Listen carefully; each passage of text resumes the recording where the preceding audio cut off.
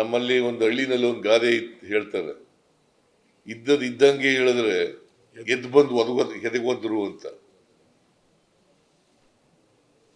ಇದ್ದದ್ದು ಇದ್ದಾಗೆ ಹೇಳಿದ್ರೆ ಎದ್ದು ಬಂದು ಎದೆಗೊಂದ್ರು ಅಂತ ಒಂದು ಗಾದೆ ಹಳ್ಳಿನಲ್ಲಿ. ಥ್ರೋಟ್ ಕರ್ನಾಟಕ ಇದೆಯಾ? ನಮ್ಮ ಕಡೆ ನಮ್ಮ ಹಳ್ಳಿನಲ್ಲಿ ಮಾತಾಡ್ತಾ ಇದ್ರು ಹಂಗೆ.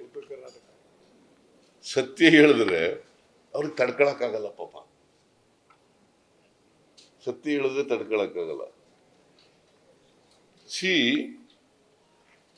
ನಾನು ಕರ್ನಾಟಕಕ್ಕೆ ಆಗಿರ್ತಕ್ಕಂಥ ಅನ್ಯಾಯ ಹೇಳಬೇಕಾಗಿದ್ದು ನನ್ನ ಕರ್ತವ್ಯ, ನನ್ನ ಜವಾಬ್ದಾರಿ.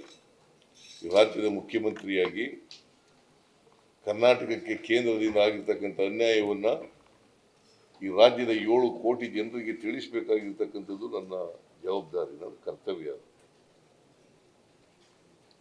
ಬಹುಶಃ ಅವರು ಕೂಡ ಕೋಲೆ ಬಸವಂತರ ತಲೆ ಆಡಿಸ್ತೇನೆ ಅಲ್ಲಿ ಕೇಳಬೇಕಾಗಿತ್ತು ಪಾರ್ಲಿಮೆಂಟ್ನಲ್ಲಿ. ಇನ್ಯಾವನ ನಾನು ಇವ್ನು ನೋಡಿದೆ ಟಿವಿನಲ್ಲಿ, ಯಾರು ಕೋಲಾರದ MP ಯಾರು ಸ್ವಾಮಿ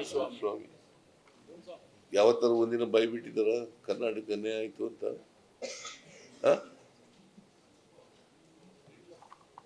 ಯಾವತ್ತಾರು ಹೋಗ್ಲಿ, ನೀವು ಇಷ್ಟು ಕೊಟ್ಟಿದ್ದೀರಿ ಅಂತಾರು ಹೇಳಿದಾರ? ಇಷ್ಟು ಕೊಡಬೇಕಾಗಿತ್ತು, ಇಷ್ಟು ಕೊಟ್ಟಿದ್ದೀರಿ ಅಂತ ಹೇಳಿದಾರ?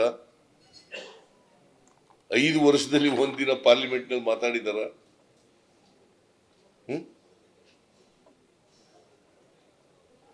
ಈಗ ಹೇಳಿ ನೀವೇ, ಅವರು MP ಆಗ್ಲಿಕ್ಕೆ ಲಾಯಕ ನಾಲಾಯಕ? ಇವರು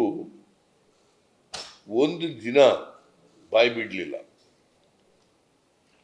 ಒಂದು ರೀತಿ ಕೇಂದ್ರ ಸರ್ಕಾರದಿಂದ ನ್ಯಾಯಯುತವಾಗಿ ಬರಬೇಕಾದ್ರೆ ಕೇಳಕ್ಕೂ ಇವ್ರಿಗೆ ಆಗ್ಲಿಲ್ಲ ಅಂತಂದ್ರೆ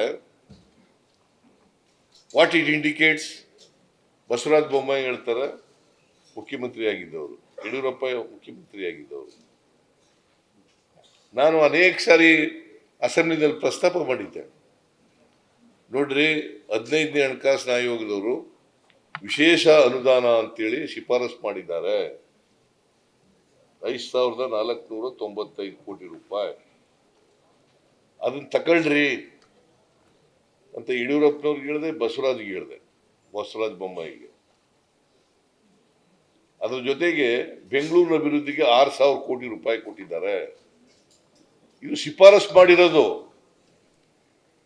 ಕೇಳಿ ಗ್ರಾಂಟ್ಸ್ ತಗೊಳ್ಳಿ ಅನ್ನೋದಲ್ಲ, ಶಿಫಾರಸು ಮಾಡಿರೋದು. ಅದು ಹೇಳ್ಬಾರದ? ಅದು ಹೇಳಿದ್ರೆ ಯಾಕೆ ಇವ್ರಿಗೆ ಕೋಪ? ಅದನ್ನೇ ಪ್ರಸ್ತಾಪ ಮಾಡಿರೋದು. 5,495 ಕೋಟಿ ರೂಪಾಯಿ ಪ್ಲಸ್ 6,000 ಕೋಟಿ ರೂಪಾಯಿ, 11,495 ಕೋಟಿ 15 ಫೈನಾನ್ಸ್ ಕಮಿಷನ್ ಶಿಫಾರಸು ಮಾಡಿದೆ. ತಗೊಳ್ರಿ, ಒತ್ತಾಯ ಮಾಡ್ರಿ. ನಿರ್ಮಲಾ ಸೀತಾರಾಮನ್ ಕಚೇರಿ ಮುಂದೆ ಕೂತ್ಕೊಳ್ರಿ ಹೋಗಿ, ನರೇಂದ್ರ ಮೋದಿ ಅವ್ರ ಹತ್ರ ಕೂತ್ಕೊಳ್ರಿ ಹೋಗಿ. ಅದು ಹೇಳಕ್ಕೆ ಅದು ಹೇಳ್ಬಾರ್ದ? ಕನ್ನಡಿಗರಿಗೆ ಅನ್ಯಾಯ ಆದರೂ ಸುಮ್ಮನೆ ಕೂತಿರ್ಬೇಕಾ? ನ್ಯೂಸ್ ಫಸ್ಟ್, ನಿರ್ಭೀತಿಯಿಂದ ನಿಮ್ಮ ಪರವಾಗಿ.